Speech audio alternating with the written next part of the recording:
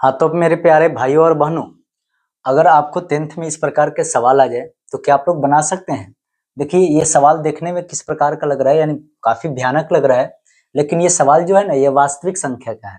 तो देखिए इसको बनाएंगे कैसे। सवाल दिया है कि यदि 65 और 117 का मस 65m-117 के रूप का है, ठीक है, तो कहता है कि m का मान ज्ञात कीजिए। देखिए जैसे लग रहा है ना कि ये m का मान ये कहाँ से आ गया वास्तविक संख्या में, तो घबराने की बात नहीं है, बहुत इजी सवाल है, लेकिन ऐसा लग रहा है। देखिए क्या कहता है, 65 और 117 का मसा जो है ना ये इस रूप में दिया हुआ है, यानी 65m-117 के रूप में है। इसका मतलब है कि 65 और 117 का मसा ही हम लोग को इतना दिया हुआ है, ठीक है ना। अब इसमें से m का मान निकलना है, तो हम लोग सबसे पहले क्या करेंगे कि इस 65 और 117 जो है ना इसका हम लोग पहले ही मसा निकाल देंगे, ठीक है ना। तो मसा निकालने का काम करेंगे। तो क्या करेंगे, ये देखिए 65 के बदले में लिख सकते हैं 5 गुना 13, है ना, 13 पंजे 65 हो जाएगा। और यहाँ 17 के बदले में क्या हो सकता है, 3 गुना 3 गुना 13 हो जाएगा, है ना, 13 नवा 117 होता है।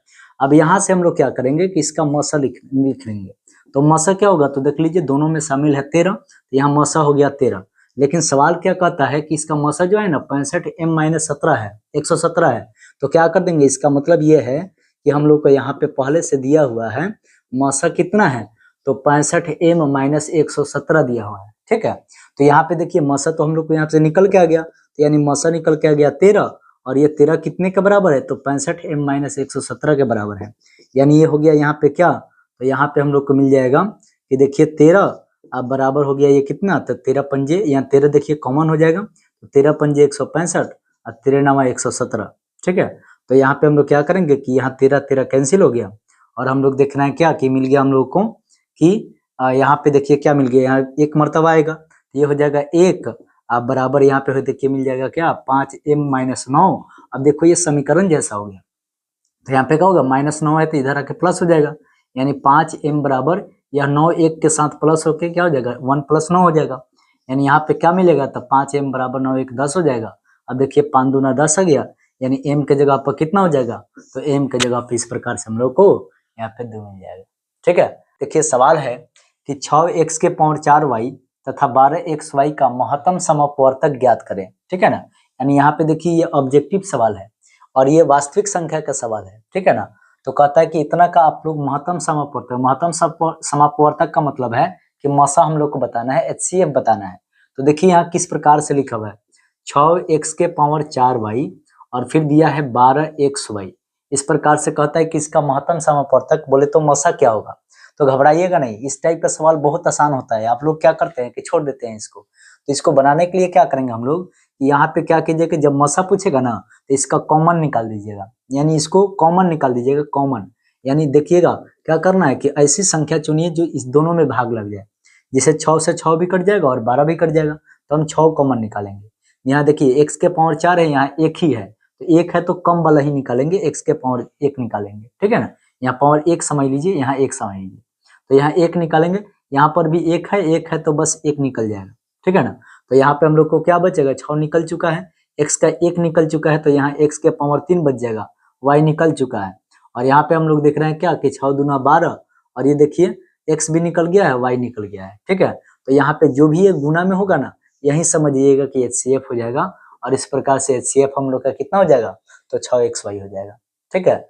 तो बहुत आसान होता है। अगर यही हम लोग का अगर लसा पूछ दे तो लसा एकदम वही तरीका से बना दीजिएगा जैसे बचपन में आप लोग बनाते थे, ऐसे। यानी हम लोग क्या करेंगे कि ऐसे लघुत्तम निकाल के देंगे, चूंकि ऑब्जेक्टिव सवाल है इसमें नियम लगाने की कोई जरूरत नहीं है। यहाँ पे हम लोग क्या करेंगे, तो फिर 6xy ऐसे निकालेंगे, और यहाँ पे देखिए 6 आ गया इसमें, है ना। x के पावर यहाँ पे देखिए कितना हो गया, तो 1 है तो यहाँ पे 4 है, तो यहाँ बच गया 3, और यहाँ y कट गया समझो, है ना। तो यहाँ पे देखिए फिर 6 दूना आ गया, और इन सबको लघुत्तम का मतलब है सबको गुना कर देंगे, यानी 6xy और गुना x के पावर 3 और गुना ये 2, यानी सबको गुना कर दीजिए, 6 दूना हो गया 12, और देखिए x के पावर यहाँ 1 यहाँ 3, तो x के पावर वही 4, और ये y का y, मतलब इतना समझिए कि हो जाएगा लसा इसका। यहाँ पे लसा तो नहीं पूछा है, लेकिन मसा पूछेगा तो समझिए कि ऐसे कॉमन निकाल दीजिए, और मसा पूछेगा तो इस तरह बचपन वाली काम करके निकाल दीजिए, तो समझिए कि आपका 1 नंबर इस तरह का आ जाएगा। सवाल है कि यदि 156 बराबर 2 के पावर x गुना 3 के पावर y गुना 13 का पावर z हो तो x + y + z का मान बताइए। और यहाँ देखिए ऑप्शन दिया है 4 5 3 6, है ना। तो बताइए कि क्या ऐसा सवाल जो है हम लोग को किताब में कहीं देखने को मिला है, लेकिन आपके बिहार बोर्ड 10th के एग्जाम में जो है समझिए कि ऐसा सवाल पूछता है। तो कैसे बनाएंगे हम लोग, इसको बनाने का बहुत सा आसान तरीका, ये वास्तविक संख्या में पूछा हुआ सवाल है। तो देखिए इसको कैसे बनाएंगे, ये वास्तविक संख्या में अगर पूछा हुआ सवाल है तो हम लोग इस प्रकार से इसको बनाएंगे। क्या करेंगे कि यहाँ सबसे पहले 156 जो दिया है ना, इसका अभाज्य गुणनखंड तोड़ दीजिए, ठीक है। तो निश्चित है कि देखिए कैसे लगेगा, घबराइए नहीं। यहाँ जो जो दिया है ना, जितना जितना दिया है ये समझिए उसी उसी से इसमें भाग लगेगा, ठीक है ना। एकदम निश्चित है कि ये ऑब्जेक्टिव है, उतना सोचना नहीं है। तो क्या करेंगे, यहाँ 2 है तो 2 से भाग लगा दीजिए, क्या मिलेगा, तो देखिए भाग लगा दीजिए, आधा कर दीजिए, 2 से लगाएंगे तो 2 सत्ते, ये हो जाएगा 2 अठे। फिर समझिए कि 2 से लग रहा है तो फिर लगा दीजिए, आधा भी हो जाएगा ना, है ना। पहले 2 से पूरे देख लेंगे कितना तक लग जा रहा है, तो 2 से लगाइए, कितना मिलेगा, 39 मिलेगा। अब 2 से नहीं लगेगा तो देखिए अब 3 से लग जाएगा, ठीक है ना। अगला 3 है तो 3 से देखिए 13 हो जाएगा, आ गया ना, 2 3 13। देखिए इसमें 2 भी शामिल है, 3 है और 13 है।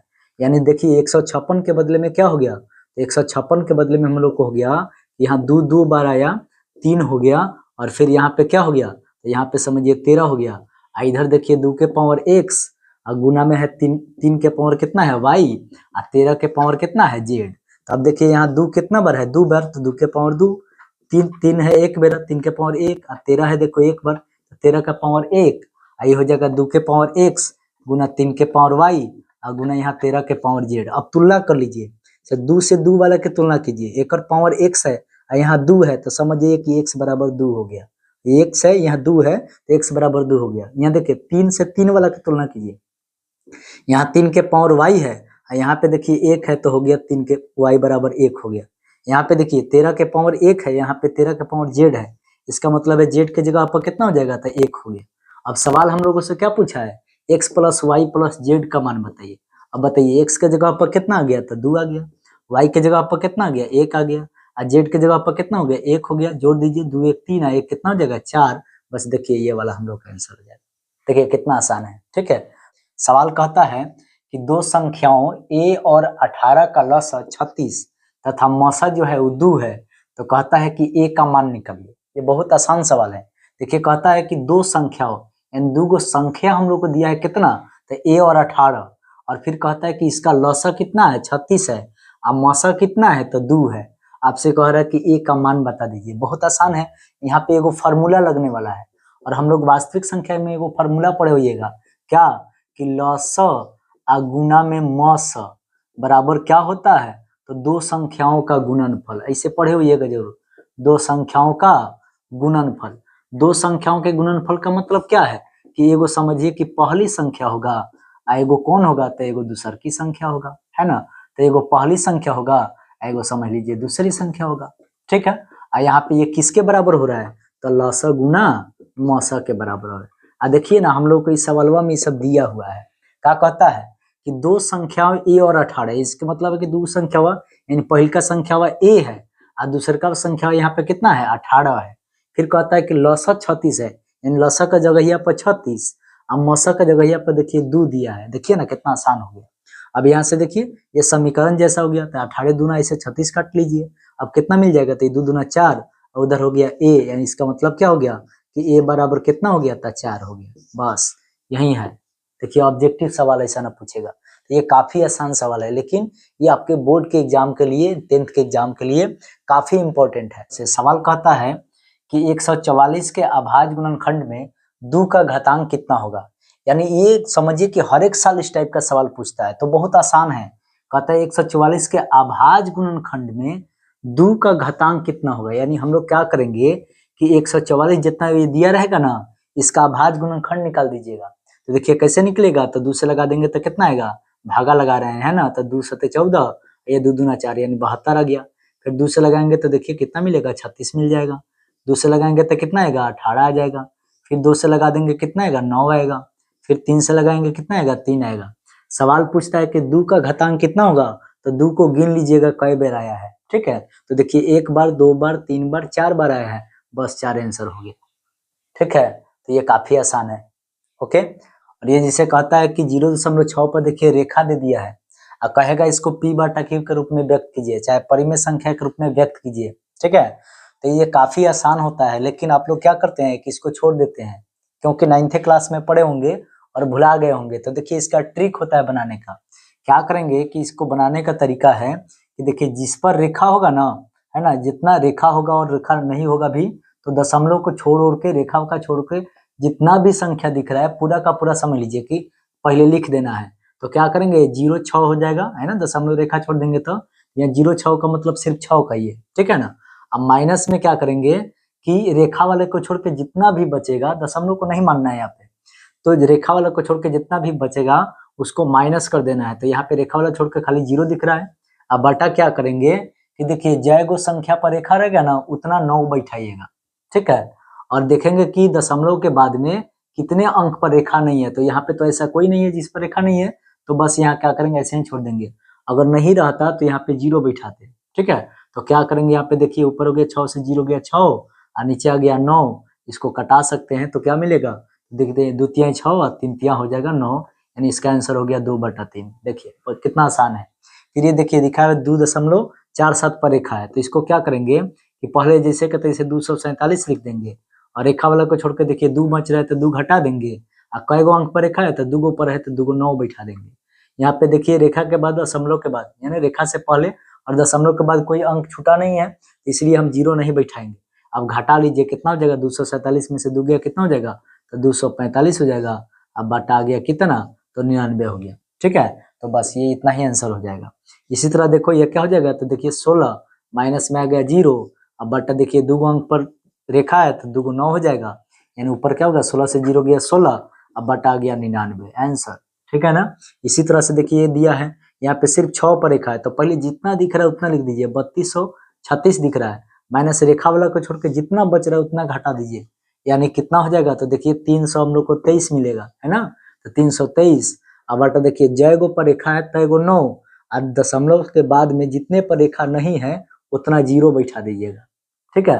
तो यहाँ पे क्या करेंगे घटा लीजिए इसको, ये हम लोग को कितना मिलेगा, ये हम लोग को मिलेगा देखिए कि एकदम 12 में से हो गया कितना हो जाएगा 3, यानी 2913, अब बटा ये हो जाएगा 900, यही हम लोग का क्या हो जाएगा आंसर हो जाएगा, ठीक है। इसी तरीके से इसको देखिए कैसे बनाएंगे, ये हो जाएगा 237, अब माइनस रेखा वाला को छोड़ के देखिए 2 बचेगा, उसको घटा दीजिए, 2 गो पर रेखा है तो 2 गो 9, और देखा एगो पर रेखा नहीं है तो एगो 0, ठीक है। अब क्या करेंगे इस यहाँ पे घटा दीजिए, 237 से 2 घटेगा कितना मिलेगा, तो 235 हो गया, अब बट्टा कितना हो जाएगा 990 हो गया। ये 5 से कट सकता है तो 5 से कटा लीजिए, 5 चौका 20 और 5 सते 35, ये 5 से कटाइए, 5 एकम 5, 5 9 45, 5 8 40, यानी कितना हो जाएगा यहाँ पे हो जाएगा कितना, तो 47/198, ठीक है।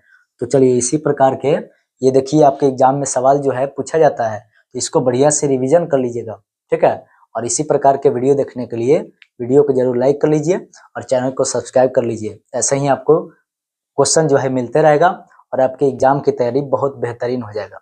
चलिए मिलते हैं फिर अगले वीडियो में।